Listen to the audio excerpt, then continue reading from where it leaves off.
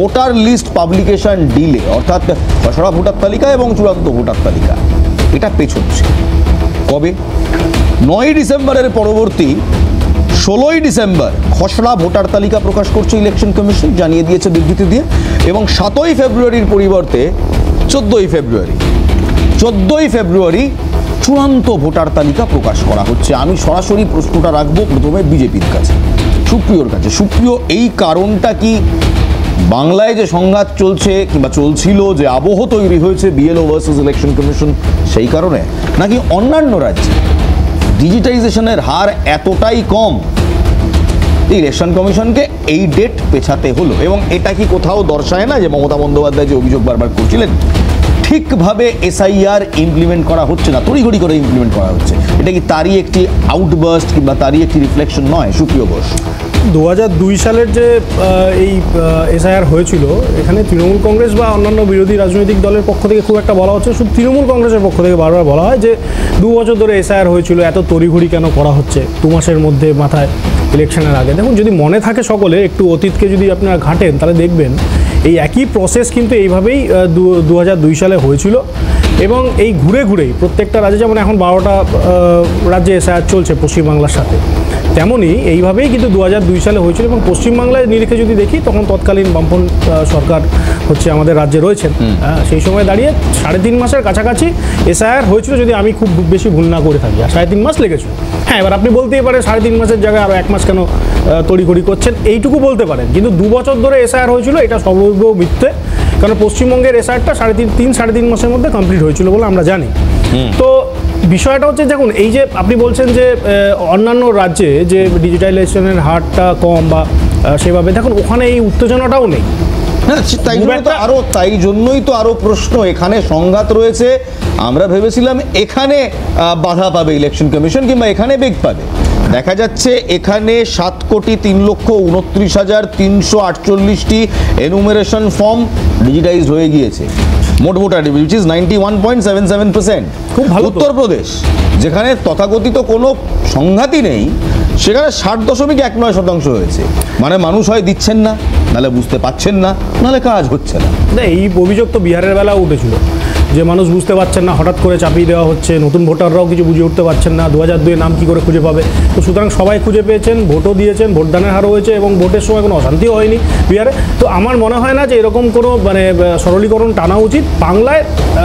মানে কি হচ্ছে ব্যাপার, সুপ্রিয়, আমরা কোনো সরলীকরণ টানছি না। আমরা যদি একেবারে ইলেকশন কমিশনের দেওয়া তথ্য দেখি, ইলেকশন কমিশন বলছে 29 নভেম্বরের মধ্যে 91.77% ফর্ম ডিজিটাইজড হয়েছে বাংলায়। গ্রাফিক্সগুলো দেখাবো। তার সঙ্গে উত্তরপ্রদেশ মাত্র 60.91% হয়েছে। উত্তরপ্রদেশে মাত্র 60.91% হয়েছে। গুজরাটে 85% হয়েছে। মধ্যপ্রদেশে 89% হয়েছে। কেরলে 73% হয়েছে। তামিলনাড়ুতে 81%, ছত্তিশগড়ে 83, আন্দামান নিকোবর ইউনিয়ন টেরিটরি 80.28। হ্যাঁ, তাতে কি সমস্যা কোথায়? মানে আপনি কি বলতে চাইছেন? কাজ তো অনেক দ্রুত এগোচ্ছে বাংলায়। পশ্চিমবঙ্গের সাথে একই হারে অন্যান্য রাজ্য একদম মানে পারস্পরিকভাবে চলতে থাকবে, এরকম চাইছেন আপনি? নাই হতে পারে, তাতে অসুবিধা কি? তৃণমূল কংগ্রেস, দেখুন, আসলে সত্যি কথা বলতে ইলেকশন কমিশনকে যে প্রশ্নগুলো আপনারা করে উত্তর তাদের থেকে পাওয়ার কথা, সেগুলো আপনারা বিজেপিকে প্রশ্ন করছেন। এবং একজন নেতা, একজন মুখপাত্র এক রকম উত্তর দিচ্ছে। এবং কার্যত তারা যে এসআইআর দিয়ে ভেবেছিল বিহারের পর বাংলা জয় করবে, এখন সেই এসআইআর তাদের গলার কাঁটা হয়ে গেছে।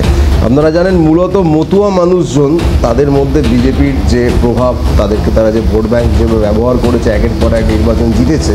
আজকে মূলত এই এসআইআরের কারণে সেই মতুয়া মানুষজনের মধ্যে, ভাই বোনেদের মধ্যে যে পরিমাণ আতঙ্ক তৈরি হয়েছে, তার ওপর ওই যাকে বলে বোঝার ওপর শাকের আটি, শান্তনু ঠাকুর ডিটেনশন ক্যাম্পের কথাও বলে দিয়েছেন।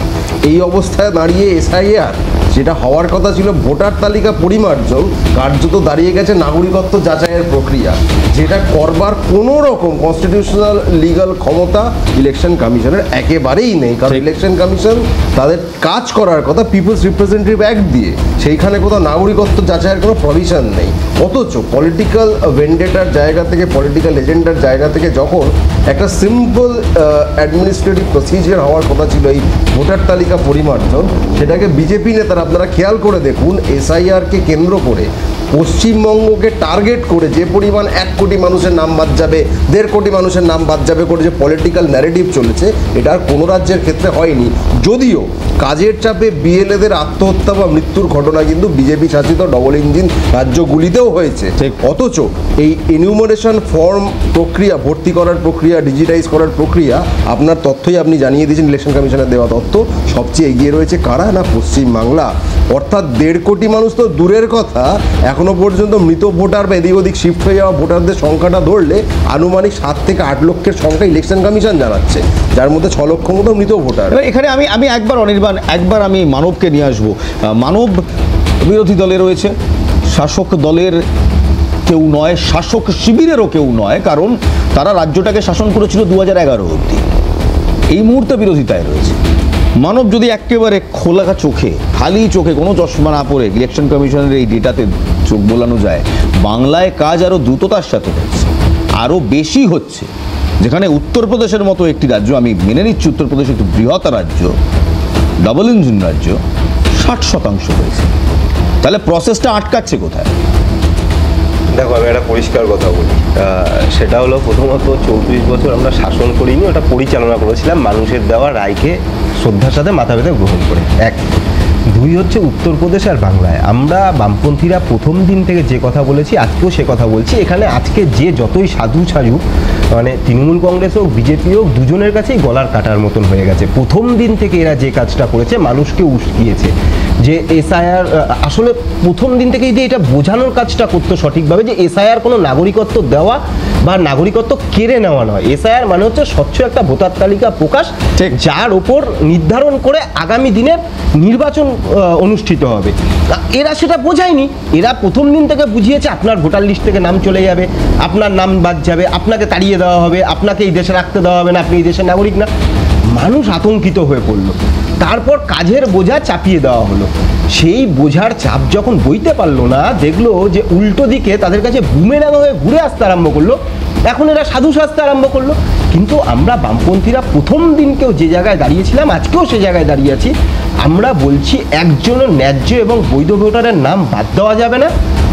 এগুলো মানব আমরা এগুলো জানি। আমার প্রশ্নটা খুব সহজ। আমার প্রশ্নটা হচ্ছে যে এই যে মানব, আমার প্রশ্ন হচ্ছে এই যে দিনক্ষণ পেছচ্ছে, এটার কারণ কি?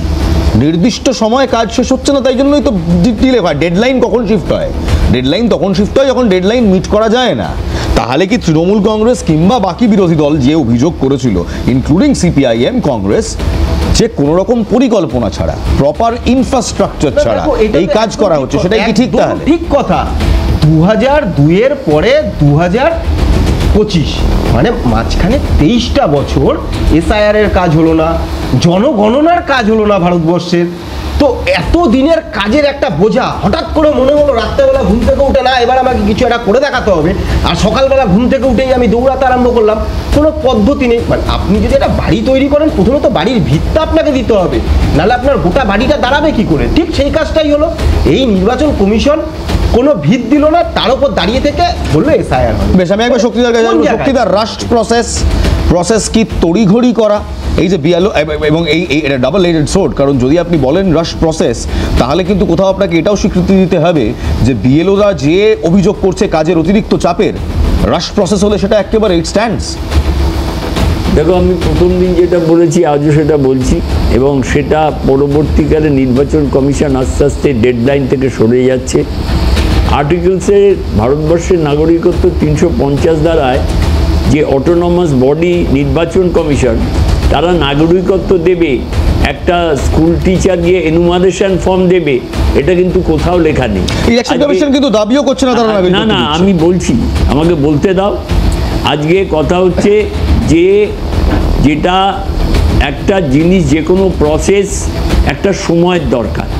সময় না হলে তুমি বলছো যে 91.77% ডিমোনাইজড হয়ে গেছে। অন্যান্য রাজ্যের তুলনায় একসঙ্গে প্রায় 12টা রাজ্যে এই এসআইআর প্রসেস চালু হয়েছে।